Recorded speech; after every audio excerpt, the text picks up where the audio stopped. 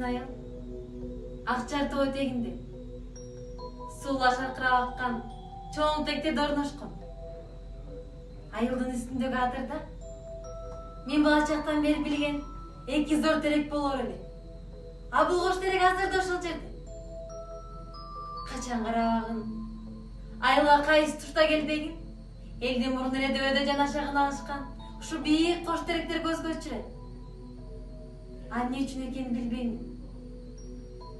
Же балалык таасирдин күчүбү, же болбосо сүрөтчүлүк кесиби байланыштуу. Айтор, станциядан чыгып, Капчыгайдан түшүп, айылды көздөй бет алганда, адырда байга кош теректер турат болду экен деп чыдамсыздык менен ошол тарап такмалап карайм. Ушунчалык алыстыктан бактар канчалык бийик болбосун көрүнөрү шектүү. Бирок мен үчүн алардын сөлөкөтү ар качан байкагандай туюлат.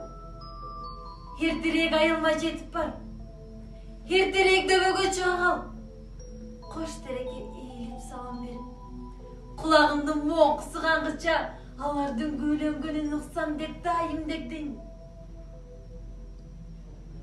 А көчөдө бак деген толуп жатат.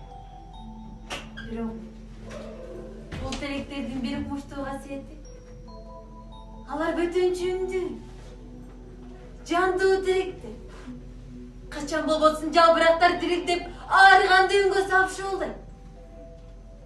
Бирде жеке урган эрке толкундай угулай шапшынып, бирде тым-тыр сойлона калып, сагынычтуу санага толгондой. Бутактарын кайрып ийгенде теректер бой тиреше чыгалып, бизди жыгалбайсың дегенде өжөлөнө күйлөнүшөт. Кийин эс тартып чоңойгондо мен бул теректердин сырын түшүндүм. Туштар аба ачык төбөдө тургандыктан шамалдын огуна туура келип, абанын ар бир кыймылына жооп кайтарып, жанагыдай тынысы шуулдап бөтөнчө үндүү болгон себеби да ошол. Анткени менин байкап тапкан балалык кыялымдын алгачкы таасирин суута албады. Ошол кездеги соңур кааганым азыр да тарабайт.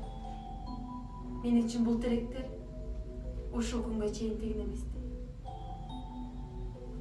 Бул теректердин түбүндө менин өмүрүмдүн эң бир сыйкыртуу чагы калгандай. Эстеген сайын кайраштан эскерим келет.